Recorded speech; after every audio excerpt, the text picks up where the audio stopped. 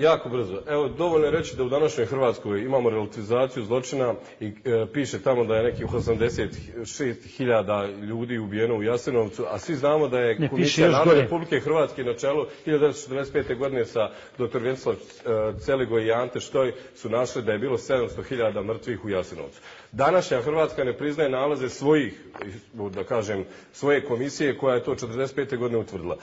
Nadalje, ako neko zabranjuje nekome da koristi svoja nacionalna obilježja, lupaju se ćirilično-latinične table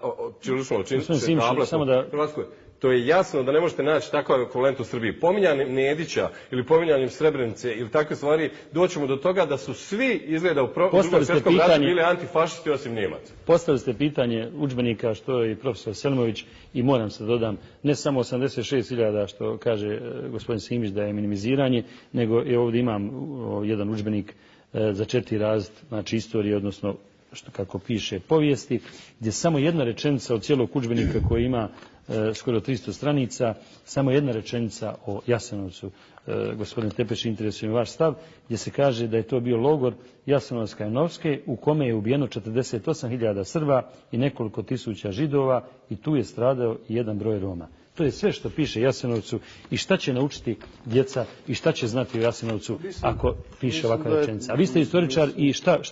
Mislim da je to dovoljno. Dakle, i ove brojke su... 48.000. I to su preuveličene brojke, jer... Pa gospodine Tepeš, pa Hrvatska je ja ću ponoviti u muzeju priznala 85.000 imenom i prezimenom.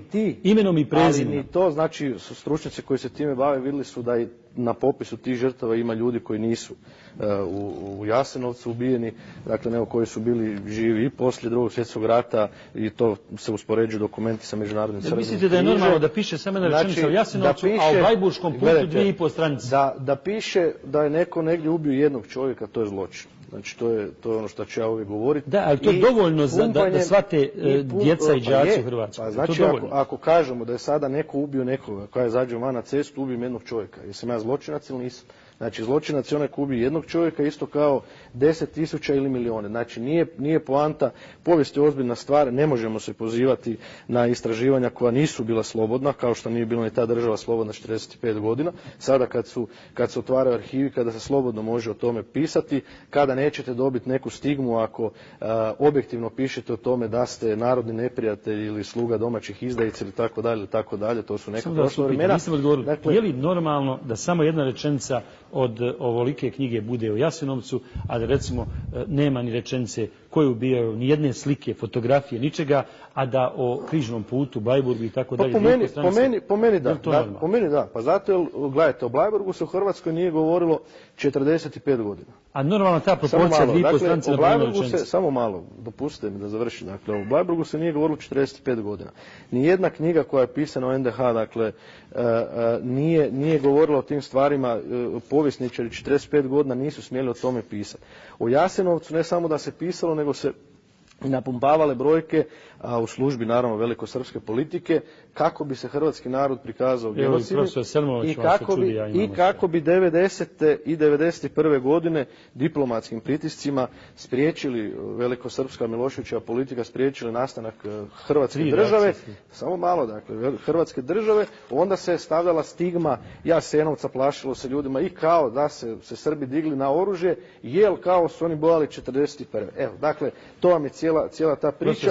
Je li normalno taj odnos? Mi smo ušli u problem u stvari kada smo počeli pisati ove nacionalne historije, je li tako? I onda je svi, evo i